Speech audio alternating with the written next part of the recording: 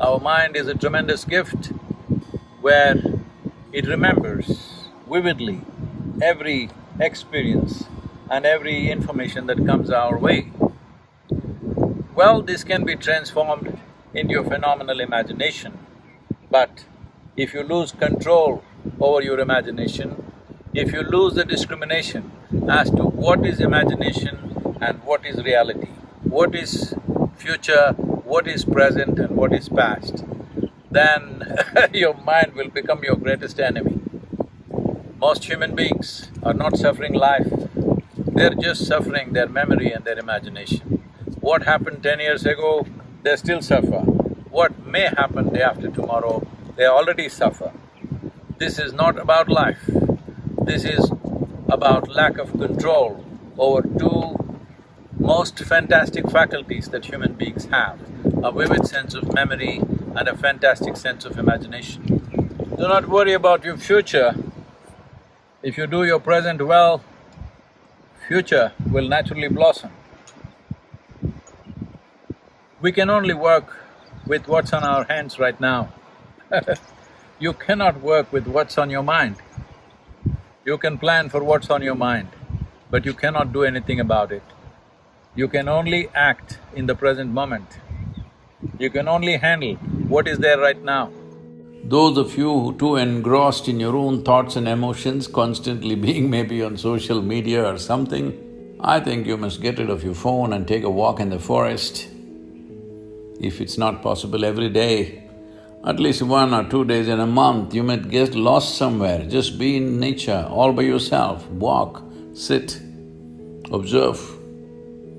If you pay enough attention, you will see, you will be so enchantingly enamored by every little thing in the existence because the way a single ant is made is too much for you and your intelligence to grasp exactly how this is made.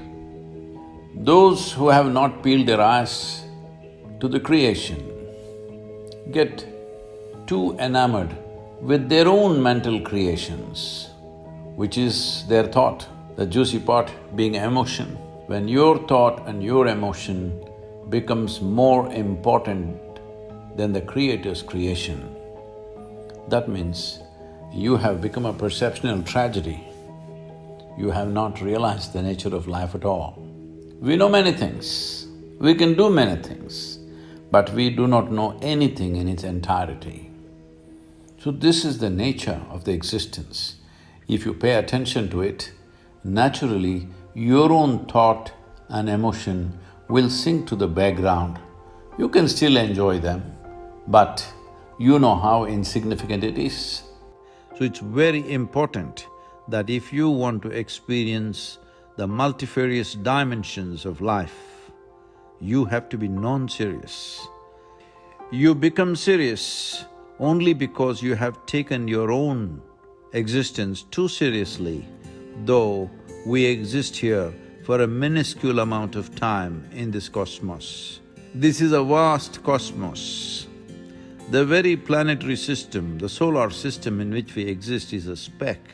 In that, planet Earth is a micro speck. In that micro speck, the place you live or the city you live is a super micro speck. In that, you have become a big man or woman, and that's the reason why you're so serious about life. It's a brief amount of time that you have as life. In this, if you take yourself too seriously, you are one big joke. The secret of life is to see everything with a non-serious eye, but to be absolutely involved like a sport. So be a sport for life. If you want to be a sport for life, you have to be able to see that your existence is of consequence for the times in which we live, but not of eternal consequence unless you touch the eternal dimension of who you really are. It's such a brief life, only in doing what you truly care for will your life become worthwhile. If genuine involvement has to come in your life, for you to give yourself absolutely, you must be doing something that truly, truly matters to you. It's important that you find that. When I say it's important to find that, you don't have to spend half your life looking for what is my passion. No, you just have to dig into this ability of you making everything yours. When everything is yours, this whole world is yours, this cosmos is yours.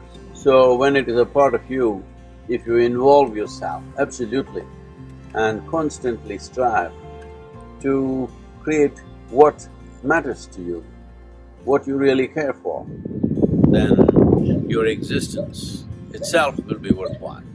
Not necessarily your actions, not necessarily what you achieve and may not achieve, but your very existence will be truly worthwhile, because just to breathe and be is a phenomenon. There is no greater phenomenon in life. If this is not worthwhile, what is?